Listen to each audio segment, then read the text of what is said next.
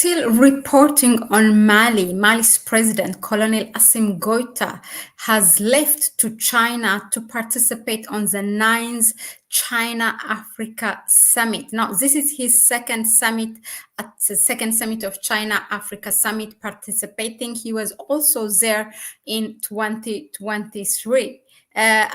He is the first Sahel, the Alliance of Sahel States, the AES in the new name, the Confederation, confirming, of course, to participate in this forum. The president of Burkina Faso, also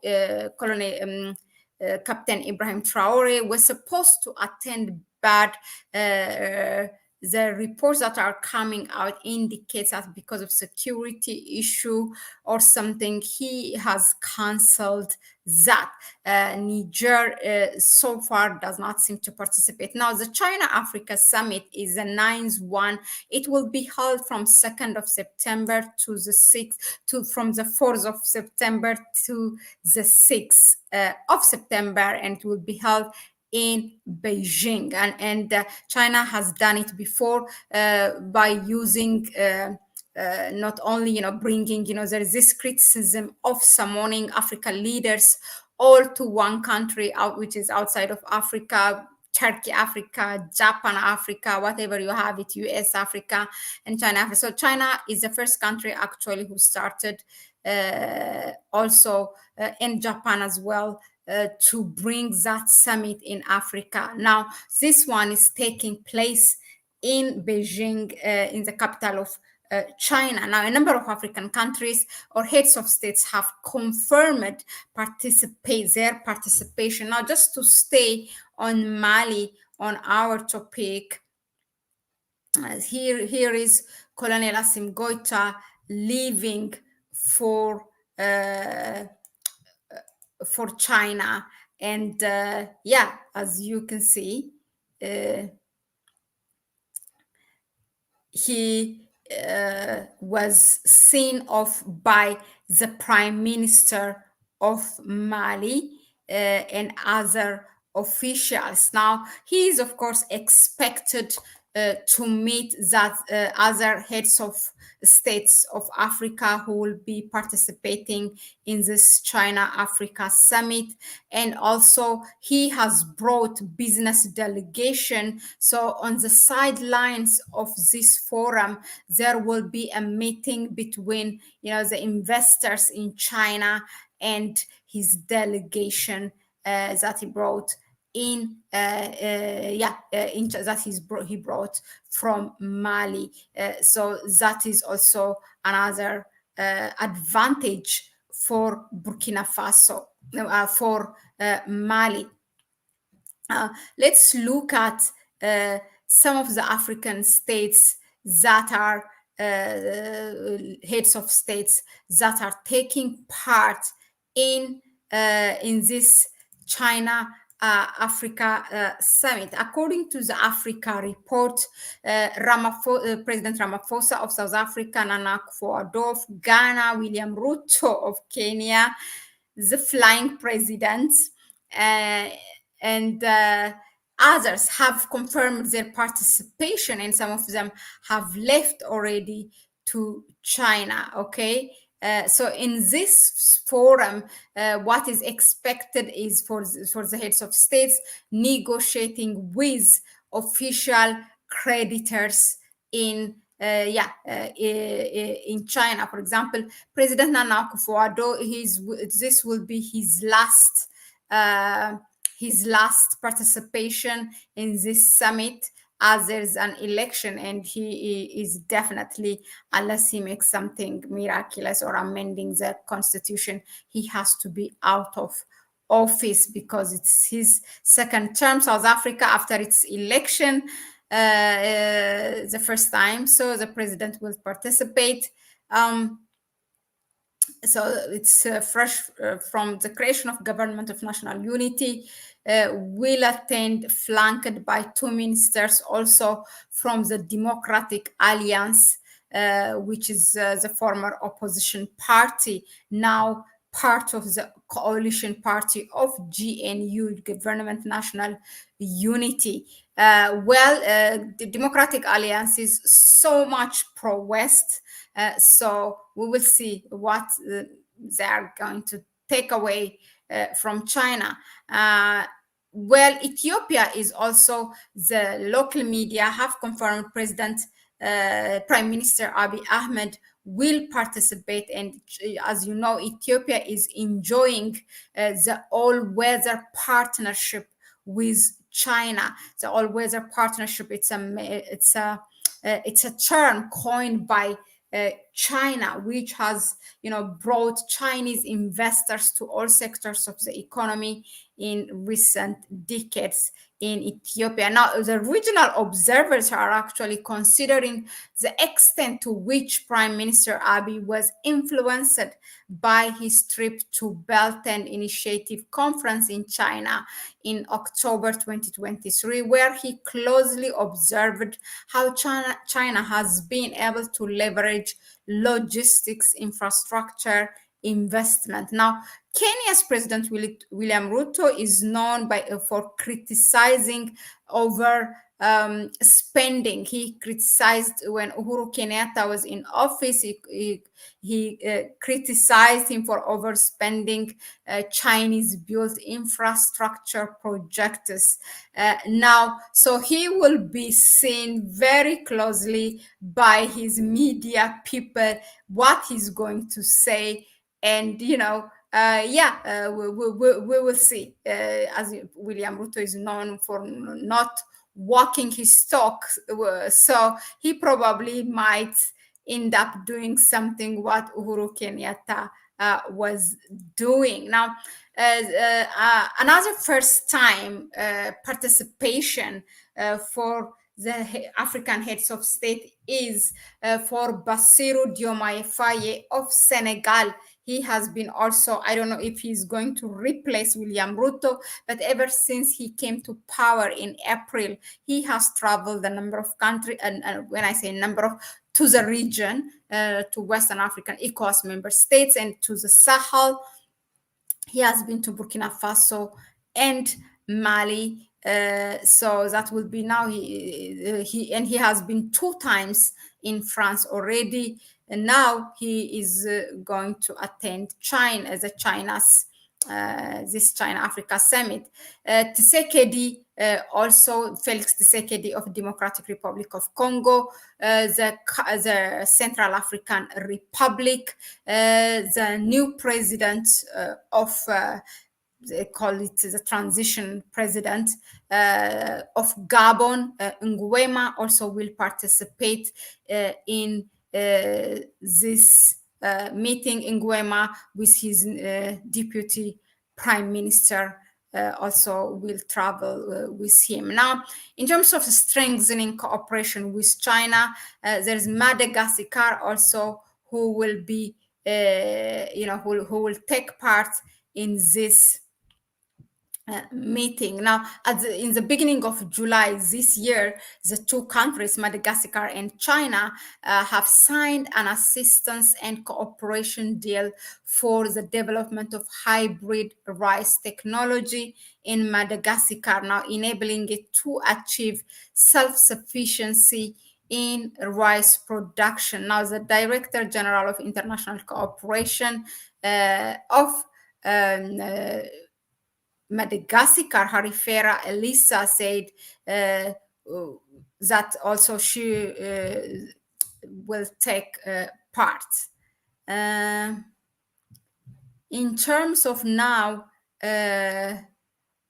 strained relations, as this Africa report calls it, from the Sahel states, as I told you in the beginning, Mali, definitely, we have seen that Colonel Assimi Goita has left for this summit. Burkina Faso, Ibrahim Traore was expected to attend, but I heard on one of the YouTube channels that reporting that because of security reason, but I really didn't get any other source. So that's why here at Connect Africa, we did not report about it. But that is what is going on.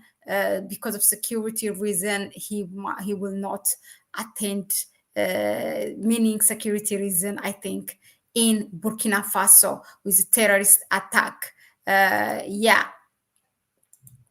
Um, let's see what more the Africa report has on this one. Yeah, Niger will not take part, but what you have to keep in mind is that China has financed the long this 2,000 kilometer pipeline for the crude oil of Niger to export it to China.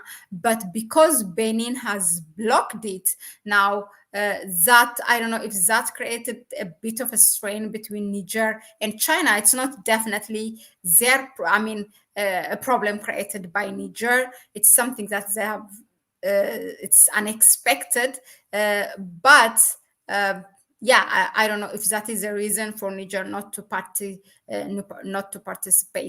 But I read that also Benin has reopened that. I don't know how much trust Niger can put on Benin, because they were looking for an alternative to do it via Chad and meet the port in Cameroon and then export it from there. But that is again, it requires building another pipeline.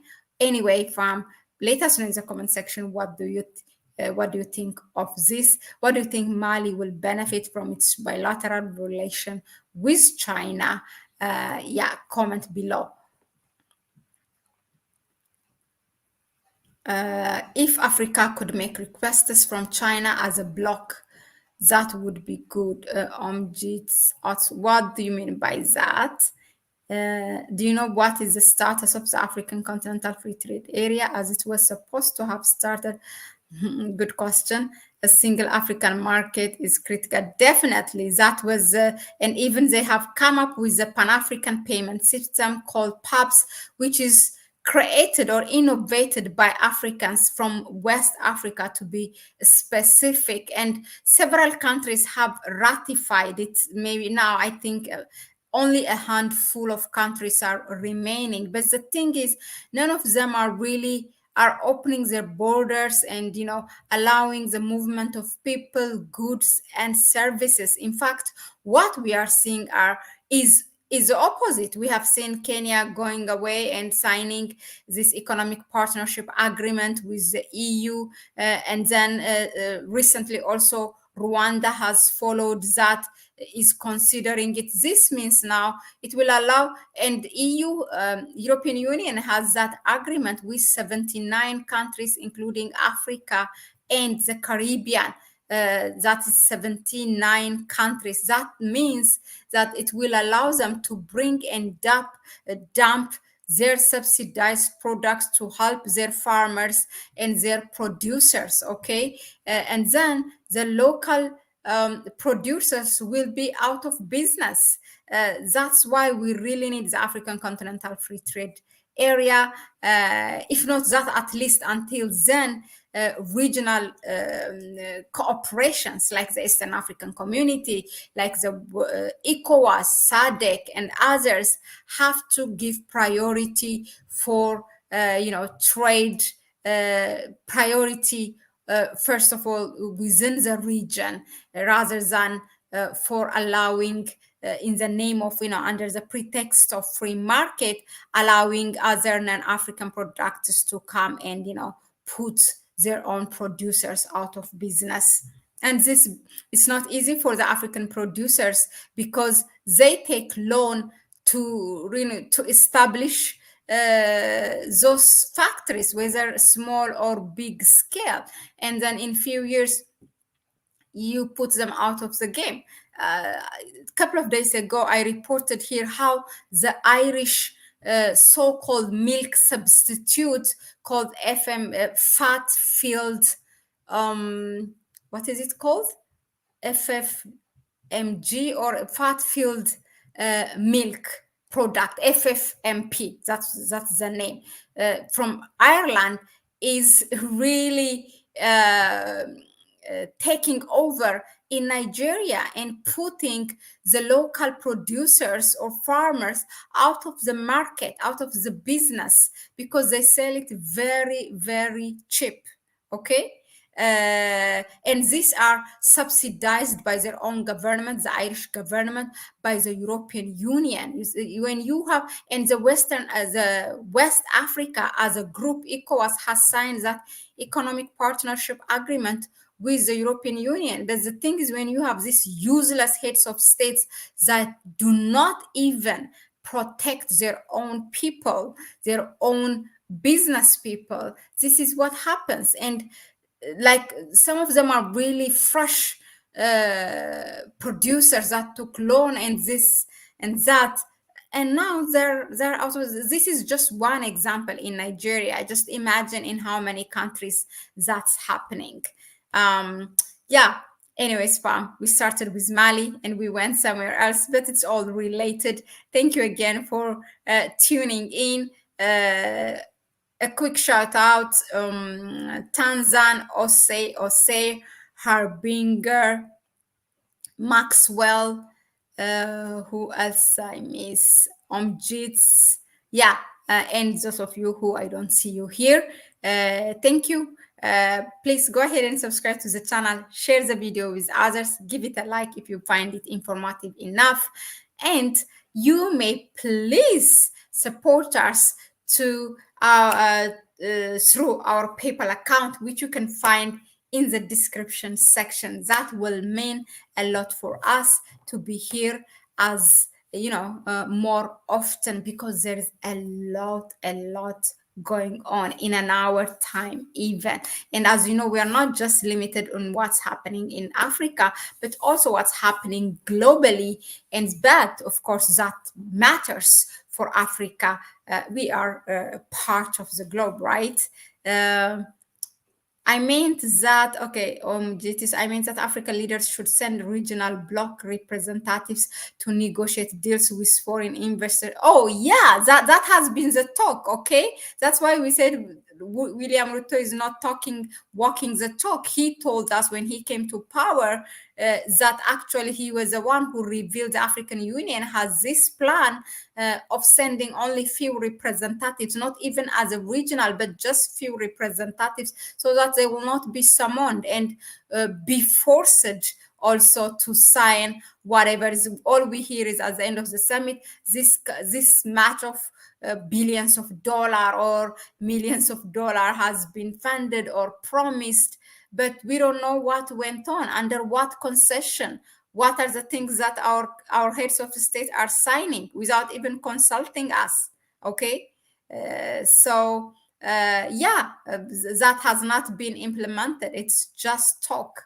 But we can always hold them accountable by talking about it, whatever platform we have. You see, that is a way to fight it. Okay, the video is taking more than what I thought. So bye-bye, please, and share the video. Okay, bye.